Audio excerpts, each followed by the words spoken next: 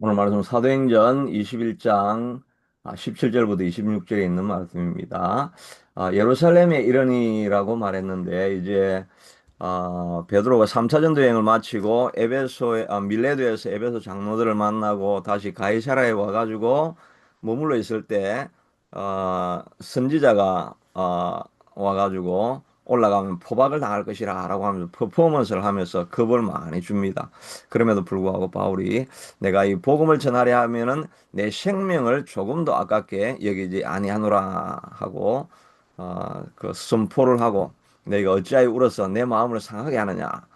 그러나 나는 하나님이 주신 사명을 위해서 생명도 아깝게 여기지 아니하고 달려갈 것이다.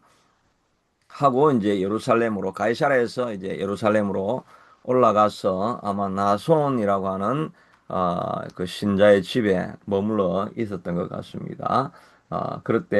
그러다가 이제 예루살렘의 형제들이 우리를 기꺼이 영접한다고 했는데 그때 거기에 모여있던 신자들도 있고 또 예수님의 제자들 사도들도 거기에 있었던 것 같습니다. 그래서 야고보에게 들어가니라고 했는데 이 당시에 그 예루살렘 교회의 수장이 누구였냐니까 야고보입니다. 야고보는 어, 이미 야고보는 죽었죠. 어, 야고보를 죽이고 나니까 사람이 호응이 좋아가지고 그 다음에 베드로도 죽이려고 하고 이랬던 게 사용전 앞정에 나오죠. 야고보는 죽었고 이때 야고보는 예수님의 동생이었는데 예수님을 뭐 옛날에는 이제 사역하실 때는 미쳤다, 제정신이 아니다 그렇게 하다가 부활한 이후에 예수 그리스도를 영접하고 이제 영접했을 뿐만 아니라 이 예루살렘 교회 수장으로까지 이제 성장한 그런 모습을 보게 됩니다. 그런데 이렇게 들어가니까 바울은 이제 사역 보고를 이방인들에게 다 하게 됩니다. 예루살렘 교회에서 에베소 교회에서 일어났던 기적 이야기, 또 두란노 성원에서 말씀 강론했던 이야기, 그 다음에 가는 곳마다 수많은 이방인들이 많이 주님께 돌아온 이야기들을 이렇게 낱낱이 다 예루살렘 교회에 아, 보고를 하게 됩니다. 그런데 그들이 듣고 하나님께 영광을 돌리고 그다음에 바울들의 이르되 형제여 그대도 보는 바에 유대인 중에 믿는 자가 수많이 있으니 다 율법의 열성을 가진 자라. 이제 원래 예루살렘 교회는 뭐그 처음에는 교회가 시작이 되긴 했는데 수가 많지 않았는데 오순절 그 성령 강림이 있고 난 이후에 베드로가 설교할 때 수천 명이 뭐 돌아왔다고 이렇게 이야기했죠. 그런데 그 교회가 자라가지고 이제 예루살렘 안에 믿는 자 수가 수만 명이 늘어나게 되어졌습니다. 교회가 엄청 커졌죠. 그럼에도 불구하고 아마 예루살렘 교회는 상당히 그 가난했던 것 같습니다. 그러니까 수만 명이 있는데도 바울이 지금 연보를 가져와서 이렇게 도와주려고 하고 있는 상황이죠. 뭐 가뭄도 있고 어려움들이 이제 있었습니다. 근데 모교회가 오히려 어려움이 있고 반면에 안디옥 교회는 크게 성장을 하게 되죠. 왜냐하면 예루살렘 교회에서 뭐 선교사를 파송을 했다 이런 이야기가 안 나오죠. 그런데 안디옥 교회는 모교에서 자라난 그 다른 분립 교회임에도 불구하고 그 교회는 오히려 큰 영향력을 입히는 그런 교회가 점점 되어져 갔습니다. 그것은 바울과 또 바울을 통해서 선교 사역들을 계속해서 하고 또 선교 사역하는 그분들을 위해서 계속 기도하고 이렇게 교회가 머물러 있지 아니하고 계속 확장하고 또 주신 것을 나누고 선교하고 베풀어주고 이런 사역이 계속되어질 때 교회가 왕성해지고 어, 성장하는 일이 일어나게 되죠. 우리 개인 집도 마찬가지로 복이 많이 들어오려고 하면 집에 손님이 자꾸 와야 되죠. 손님이 자꾸 와서 구역 예배할 때 자기 집을 오픈을 하고 이렇게 해서 사람들이 자꾸 들락날락하고 나누어 주고 퍼주는 것이 이렇게 자꾸 있을 때 성장을 하게 되죠. 그 경주의 최부자가 그 300년 동안 계속 부자가 되었다고 해서 그 잘 알려져 있죠. 나중에 그 6.25 나설 때 이제 부자들 걸 다 뺏어가가지고 그래가지고 이제 집이 좀 몰락하긴 했는데 그 전까지는 300년 동안 계속해서 부자가 될 수 있었던 것은 뭐 삼성도 아무리 부자지만은 자기 아버지 대 지금 이제 손자 때까지 이렇게 뭐 한 4, 50년 이렇게 부흥을 하지만은 이 기업도 뭐 300년까지 가는 그런 기업들이 잘 많지가 않죠. 근데 이 경주 최후자는 그 모토 중에 하나가 금방 백리 안에 25km 안에는 아무도 그 굶는 자가 없게 하라. 그래서 누구든지 오면 다 음식을 대접해주고 언제나 손님이 그 집에 들락날락했으면 뭐 거지들도 오고 뭐 많은 사람들이 왔지만 항상 나누어주고 베풀어주고 퍼주니까 흘러가니까 하나님이 더 흘러붓게 계속해서 그러게 하는 거죠. 우리도 받은 복을 자꾸 흘려보내는 일이 우리에게 있어야 될 줄로 믿습니다.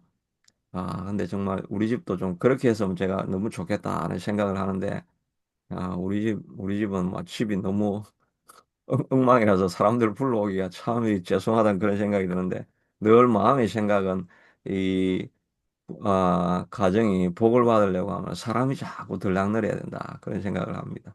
교회도 마찬가지죠. 교회도 가만히 있는 것이 아니라 자꾸 나누어 주고 또 분립교회를 개척하고 요즘은 그런 교회들이 많죠. 분립교회 옛날에는 막 부교육자들이 자기 교회는 떼어갈까 막 이렇게 염려하고 걱정하고 이렇게 많이 했는데 요즘은 아예 전략을 바꿔가지고 담임 목사님이 어떻게 하든지 교회를 떼어가지고 내주려고 이렇게 많이 하죠. 그 샘물교회 옛날에 가가지고 선교하다가 이제 뭐 두 분이 돌아가시기도 하시고 선교하시기도 하시고 뭐 이런 교회 있죠. 그 샘물교회 거기도 원래는 영동교회 서울 영동교회였는데 거기서 자 분리 개척을 하다가 마지막에는 부교육자가 나가는 게 아니라 담임 목사가 나가가지고 그 이제 어 샘물교회라는 교회를 세우게 되죠. 그리고 나서 이제 샘물교회 세우고 나서 그 다음에 샘물교회 좀 성장하니까 지금 이제 좀 리타이어 할 나이가 되고 하시니까 다시 그분이 나가가지고 뭐 또 다른 어, 교회를 이렇게 세우기도 하고 요즘은 좀 잘 되는 교회는 다 그런 교회 그렇게 교회가 되고 있죠. 뭐 분당 교회 거기도 보면 분당 우리 교회 거기도 보면 교인들이 자꾸 교회에 몰려오니까 교회를 나누어 가지고 30교회 그 담임 목사를 세워 가지고 30개 교회를 다 나누어 버렸습니다. 그 자기 교회는 뭐 얼마 안 남았죠. 그리고 이제 다 뭐 그 있는 교인들을 전부 다 부목사들을 세워가지고 다 그냥 나가게 하라고 강제로 나가게 하고 만약에 여러분들이 안 나가면 내가 사임을 하겠다고 뭐 이런 식으로 막 엄포를 놓고 이렇게 했는데 정말 진짜 다 나가버리고 그렇게 하니까 지금 자기 교회는 일할 만한 사람들은 다 나가버리고 새신자들만 남아가지고 뭐 어려움을 겪고 있다고 뭐 이렇게 이야기를 하는데 또 그 사람들이 양육되어져 가지고 그러니까 담임 목사가 항상 긴장이 돼 가지고 이 다시 새신자를 데리고 하니까 교회를 새로 시작해야 된다고 하는 그런 마음으로 또 사역하시고 하니까 영향력이 계속 파급이 되는 것을 보게 됩니다. 우리도 이 예루살렘 교회 같이 도움받는 교회가 아니고 도움받는 우리가 아니라 그 자꾸 베풀어주고 나눠주는 그런 교회가 될 수 있어야 될 줄로 믿습니다. 그래서 신명기에 보면 복을 빌 때 너희가 항상 머리가 되고 꼬리가 되지 아니하며 위에만 있고 아래에 있지 아니하고 구워 줄지언정 꾸이지 아니하는 베풀어 줄지언정 도움 받지 않는 그런 사람이 되게 해달라고 그렇게 축복하는 기도가 있죠. 저희도 기도할 때 하나님 우리가 구워주는 가정이 되게 하고 구임을 받는 그런 가정 되지 않게 해달라고 이제 기도하는데 하여튼 우리가 계속해서 나누어주고 베풀어주고 시간도 나누고 계속 섬김으로 베풀어줄 때 교회가 왕성하게 되어져 갑니다.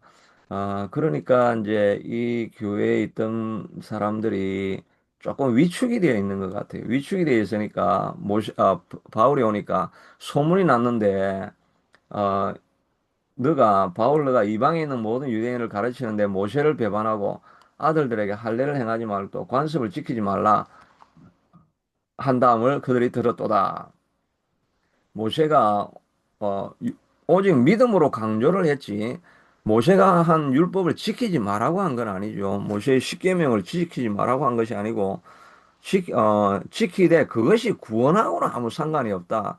이런 말을 했는데 사람들은 그게 말이 돌고 돌고 돌아가지고 악한 사람들이 말을 하니까 바울은 모세의 율법을 무시하고 그냥 예수만 믿으면 된다고 했다. 예, 우리 율법의 전통을 무시하라고 했다. 이렇게 소문이 쫙 나니까 어 그럼 이제 그 야고보와 교회 지도자들이 낸 대안이 무엇이냐니까 그들이 필연 그대가 온 것을 들으니 우리가 말하는 대로 하라고 하고 네 명이 서원을 했는데 하나님 앞에 헌신하기로 결단을 했는데 서원을 할 때 바쳐야 될 게 짐승 세 마리, 순양, 암양, 뭐 또 헌신된 또 흠이 없는 양 이렇게 세 마리를 바치고 마칠 때쯤 되는 또 소재와 번제물 이런 것들 다 바쳐야 됩니다. 그런데 이제 예루살렘에 있는 사람들이 돈이 없었는지 바울 보고 바울도 돈이 없는 사람인데 너가 돈을 내라. 너가 돈을 내고 그리고 언제 끝난다, 언제 시작한다 이걸 너가 보고를 하라. 그렇게 하면 주변의 사람들이 아, 바울도 결례를 지키고 유대 율법을 지키는 것을 존중하는 거구나라고 사람들이 이해하지 않겠느냐. 이렇게 해서 이런 그 전략을 쓰게 됩니다. 뭐 그래나 저래나 뭐 조금 있다가 보면 다음 본문에는 보면 바울이 이제 그 에베소 있는 사람에서 온 이방인들하고 시장에 잠깐 머물러 있는 것을 보고 그 이방인들을 성전에 데려갔다. 성전을 못 오겠다 해가지고 결국은 뭐 바울이 잡혀가고 결국은 뭐 이렇게 어려움을 당하게 되죠. 여하튼 이렇게 막 전략을 짜고 머리를 짜가지고 좀 이렇게 어떤 그 위기를 한번 모면해 볼까라고 이렇게 하는 그런 모습을 보게 됩니다. 그러나 결국은 바울이 이제 그럼에도 불구하고 어려움을 당하게 되죠. 이제 바울의 입장에서 보면 이게 얼마나 이렇게 황당하겠습니까? 너가 이방에 있는 모든 유대인을 가르치되 모세를 배반하고 할례를 행하지 말고 관습을 지키지 말라 한다. 이 말은 사실이 아니죠. 그 디모데에게도 억지로 할례를 받지 않아도 됨에도 불구하고 할례를 받으라고 하고 그렇게 해서 율법을 지키는 모양을 다 보여줬습니다. 이렇게 억울한 일을 우리가 아, 당할 때가 있는데 그때도 우리가 억울한 일을 당할 때에도 아, 우리가 해야 될 일은 그 이 억울한 일 때문에 마음의 상처를 받지 않아야 됩니다. 우리도 억울한 일을 당할 때가 있죠. 우리 이 기도해야 하는 것도 조금 어떻게 보면 계속 할 수 있었으면 좋았는데 이렇게 금요기에도 할 수 있으면 좋았는데 그렇게 하지만 일단 바울은 그, 어, 그 위에 있는 사람들이 하는 말을 듣죠. 야고보가 하는 말이 사실은 마음이 좀 들지 않았죠. 내가 뭐 죽으러 왔는데 복음을 위해서 생명을 바칠 것도 결단하고 왔는데 그렇게 막 잔머리를 굴러가면서 이렇게 하는 걸 보면 그게 별로 소용이 없을 텐데 그렇게 하지만 위에서 하라는 대로 질서를 다 지켜서 따라가지 않습니까? 생명을 걸고 내가 갑니다라고 이렇게 하면서 권위나 질서를 무시하게 되면 그게 더 큰 문제가 되죠. 제가 다니고 있던 합동신학 대학원이 정말 그 순수와 순결을 그 고집하는 그런 신학교였습니다. 왜냐하면 총신에 있을 때 그 총신대학교의 이사장이나 뭐 이런 사람들의 막 비리가 많이 있고 이래가지고 그 사람들 떠나와가지고 우리는 깨끗하게 신학교를 하겠다 해서 바른 신학, 바른 생활, 바른 교회 뭐 이런 거, 바른 거, 옳은 거 이것만을 많이 강조를 했습니다. 그러다 보니까 그렇게 교육을 받고 깨끗한 교회, 온전한 교회, 이걸 강조를 많이 하니까 신학생들이 나가가지고 문제를 자꾸 일으키는 겁니다. 가가지고 막 교회 가가지고 교회는 이게 문제고, 이게 문제고, 이게 문제고, 올바른 길만 가야 됩니다 하면서 그 교회가 가져왔던 전통이나 이런 걸 자꾸 무시하고 깨부시고 개혁을 해야 되겠다. 이런 생각을 자꾸 이야기를 하다 보니까 교회하고 계속 마찰이 생겨가지고 교회가 어려움이 생기는 것을 그렇게 경험하면서 또 신학교에서 이렇게 바른 것만 강조를 해야 되는 게 아니고 잘 질서에 순종하고 그리고 섬에 들어서 계획하는 걸 이런 걸 가르쳐야 되겠다. 이런 그걸 배워가는 그런 과정들이 이렇게 좀 있었습니다. 아무리 내가 생명을 걸고 나는 복음을 위해서 죽을 것도 각오했다 그래도 질서를 지키고 순서에 따르고 그 전통을 존중해주고 하는 이런 일들은 지혜롭게 잘 지켜나가는 것이 필요하고 바울은 그런 지혜를 보이고 있죠. 또 바울은 개인적으로는 정말 얼마나 억울하겠습니까? 자기가 그런 적이 없는데 어떻게 이런 말을 해서 나를 모함하는가 이런 말이 있었지만 그러나 바울은 거기에도 순종하는 그런 모습을 보이게 됩니다. 다윗도 아, 사울에게 쫓겨다닐 때 그 억울한 마음들이 많이 있었죠. 자기가 한 일은 오직 골리앗 죽이기 위해서 생명을 걸고 나가서 나라를 구한 것뿐인데 사울이 자기를 계속해서 죽이려고 하고 자기의 왕위를 탈취하겠다고 하고 이런다고 하니까 다윗도 마음이 참 억울하죠. 억울하니까 다윗도 이제 시편에 보면 시편 57에 보면 그들이 내 걸음을 막으려고 그물을 준비하였으니 내 영혼이 억울하도다. 그렇게 하면서 아둘람 동굴에 있을 때 적은 시입니다. 피해 다니면서 내가 하나님 나라를 위해서 한 것은 생명을 걸고 기도회를 하고 역사를 일으킨 것뿐인데 내가 왜 이렇게 웅덩이에 빠져 아둘람 동굴에서 고생을 하고 있는가 하면서 마음에 억울합니다라고 했는데 그런데 바울이 그런 가운데서도 아둘람 동굴에서 기도를 하니까 하나님께서 그 마음을 확 바꿔준 겁니다. 그리고 하니까 처음에는 억울하다 하다가 바울이 다윗이 하나님이여 내 마음이 확정되고 확정되어 사오니 내가 노래하고 오히려 하나님을 찬송하리이다. 그 전까지는 내가 억울합니다 하면서 막 디프레스가 돼가지고 이렇게 하는데 갑자기 말이 바뀌지 않습니까? 내가 하나님을 찬송하고 하나님께 영광을 돌립니다. 이 모든 일들이 하나님이 나를 단련하시고 그래 정금같이 나오게 하기 위한 과정입니다 라고 하는 것을 하나님이 그 마음속에 깨우쳐 준 거죠. 기도하다 보면 이런 마음이 생길 때, 기도 처음 시작할 때는 내가 참 억울하고 원통하고 내가 어떻게 이런 처지가 되었는가 하는데, 기도하다 보면 성령님이 우리에게 가르쳐 주시는 확신이 있고, 그 마음에 기쁨이 있고, 이렇게 하다 보면 하나님, 이 모든 일이 하나님의 뜻 가운데 있는데 내가 이길 수도 있고 승리할 수 있습니다. 나는 오히려 하나님을 찬송합니다. 이 시련을 주신 것을 내가 너무 감사합니다라고 하면서 다윗이 갑자기 마음이 바뀌어가지고 확정되었으니 내가 노래하고 찬송하리로다.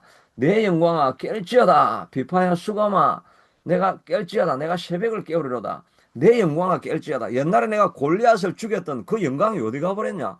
그때 그 하나님의 임재가 가득해가지고 골리앗도 겁나지 않고 물리치면서 담대하게 내가 나아갔는데 지금은 왜 내가 아둘람 동굴에 이렇게 갇혀가지고 디프레스가 돼가지고 침울하게 이렇게 있느냐. 내 영광아 다시 한번 일어날지어다. 내 신앙의 전성기야 다시 한번 일어나라. 수고마 비파야 깨라. 내가 하나님을 찬송하고 노래했던 그런 기쁨의 순간은 다 어디 가버리고 비파와 수고만 그냥 감춰둬 버리고 내가 노래할 마음이 어디냐 내 마음에 무슨 기쁨이 있어 노래하겠느냐 이랬던 것을 다시 비파와 수금을 일깨워 가지고 노래하고 찬양하고 잔치를 베풀라 이런 마음으로 다윗의 마음이 갑자기 변화되어져 버립니다. 이건 다 하나님이 기도하면서 하나님이 주시는 영감이 있을 때, 하나님의 말씀이 있을 때, 하나님이 주시는 확신이 있을 때 이렇게 마음이 다 바뀌어 버리는 거죠. 어제 아픔이 있다가 우리가 아침에 예배하고 기도하다가 하나님이 주시는 마음이 있으면 이렇게 마음이 새롭게 바뀌는 것입니다. 기도하지 않았더라고 한다면 침울하게 하루를 시작했을 텐데 기도하다 보면 하나님이 영광아 깰지어다 라고 하면서 비파와 수고마 울려라. 오늘 하루는 내 하나님이 나와 함께 하시는 잔치가 될 것이다. 이렇게 시작을 하게 되는 것입니다. 그러니까 다윗의 마지막 기도는 하나님이여 주는 하늘 위에 높이 들리시며 주의 영광은 온 세계 위에 높아지기를 원하나이다라고 하면서 하나님을 원망하는 것이 아니라 하나님을 찬양하고 하나님이 높아지기를 소원합니다. 이렇게 바뀌어져서 하루를 시작할 수 있게 되는 것입니다.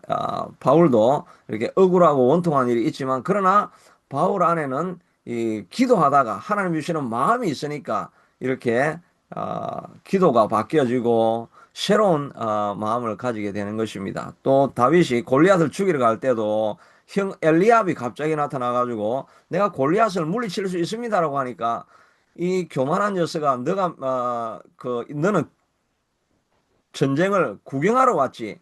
너가 몇 마리 안 되는 양을 지키던 그 양은 어디 두고 이렇게 왔느냐라고 갑자기 엘리압이 와가지고 그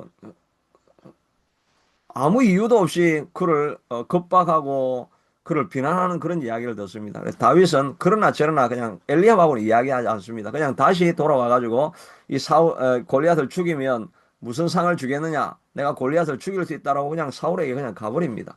우리 앞에서 자꾸 이렇게 모함하는 사람들이 있는데 그 사람들 붙잡고 네가 뭐 잘했냐? 내 말이 옳다. 이렇게 하면은 그냥 사단의 게임에 넘어가게 되는 거죠. 그 사람들은 짓든지 말든지 나는 내가 해야 될 사명의 길을 걸어간다라고 이렇게 걸어가면 문제는 사라지게 되는 것입니다. 바울은 지금 거기에 있는 것은 생명을 걸고 복음을 전하는 것이 목적이기 때문에 어, 야고보가 뭐라고 시키든지 간에 그냥 시키는데 그냥 다 따라합니다. 그러나 갈 길은 그냥 목표가 있으니까 갈 길은 그냥 계속 걸어가게 되는 거죠. 계속 걸어갈 수 있게 해주는 힘은 바로 하나님 앞에 또 기도하는 것입니다. 기도하다 보면 성령님이 우리에게 기쁨을 주시고, 이 다윗에게는 어떤 뭐 굴욕감과 같은 그런 잠깨지만 그냥 그대로 다 따라갈 수 있는 그런 마음도 주시고, 그냥 계속해서 걸어갈 수 있는 힘은 예배할 때, 또 기도할 때 하나님 주시는 힘으로 그 길을 우리가 계속해서 걸어갈 수 있게 되는 줄로 믿습니다. 오늘 하루 우리에게 뭐 잔잔한 일들이 일어나고, 우리를 가는 길을 막으려고 하는 이런 모함도 일어나고, 뭐 어려움도 또 마음에 또 어려움도 일어날 수 있지만 그냥 우리는 주님 앞에 기도하다가 쉐임 얻어가지고 하나님 오늘도 잔치하는 하루입니다 라고 하면서 그 길을 계속해서 걸어가서 우리 복음의 사명을 다 마무리할 수 있는 그런 복된 하루 될 수 있게 되기를 축복합니다. 기도하겠습니다. 하나님, 어, 다윗이 생명을 걸고 나아갔지만 그러나 여전히 질서에는 순종하는 그런 모습을 보입니다. 마음에 억울함이 있을 수도 있지만 그가 기도하다가 다윗과 같이 마음에 큰 기쁨이 일어나고 확신이 일어나고 마음에 하나님께 감사가 일어나서 거기를 계속해서 걸어갔습니다. 하나님 우리에게도 오늘 이 마음을 주셔서 우리 속에 여러 가지 어려움들과 환경들은 일어나지만 하나님 주시는 확신으로 말미암아 내 마음속에 내 영광아 깰지어다 비파야 수고마 깰지어다 오늘도 내가 잔치하는 마음으로 나아가서 주의 이름은 하늘 위에 높이 들리시며 주의 영광은 온 세계 위에 높아지기를 원하나이다라고 하나님 앞에 감사하고 선포하며 승리하는 하루 될 수 있게 되도록 주님 축복하여 주옵소서. 예수님 이름으로 기도드리옵나이다.